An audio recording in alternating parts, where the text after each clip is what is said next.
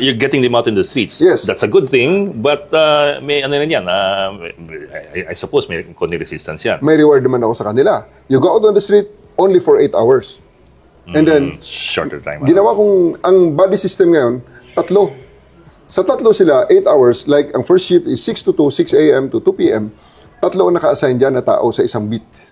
Pero sa 3 na yan, 2 ang naka-duty, 1 ang naka-off. So, ibig sabihin, they only work for 36 hours in a week. Oh, medyo mababa pa yon sa 40 hours per week na gaya mo na nagtatrabaho ng 8 to 5, 5 days a week, 8 times 5, 40. Now, ano naman ang bawi ko ron? Ang bawi ko ron is that they go early, 30 minutes before the start of their shift, dapat nandun sila.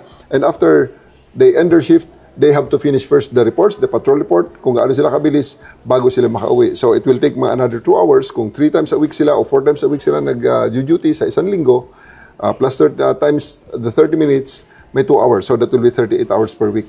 At kung sila ay nag-perform ng tama sa kanilang beat, ano ba ang produkto ng beat patrol? E di makahuli ka ng kriminal.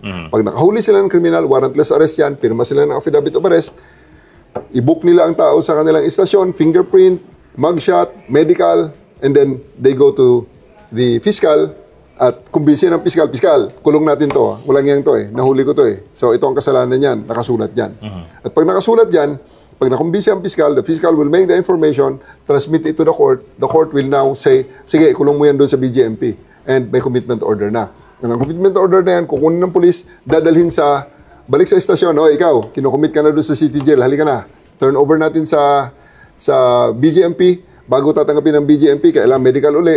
At, you see? Yes, sir. What I mean is, napakahaba ng proseso na at the end of the day, yung 36 hours ng police na naging 38 hours ay sobra pa rin at marami pa rin talaga ang magiging trabaho ng police. So, pagkatapos pa niyan, at the end of the day, nagpiyansa ang tao, pumunta sa CHR, nagre-reklamo, eto na nga, ang pulis na nang huli, makakatanggap ngayon ng sipa. O eto na ngayon, gagawa ka pa ng counter affidavit mo, i-justify mo pa ang kaso mo, ang paghuli mo, dahil pag hindi ka nag-justify naman, yun na ang huling aresto mo kasi dismissed from the service ka. So, yung trabaho, yung oras ngayon na ibinigay sa ating mga pulis, shorter hours, but quality time.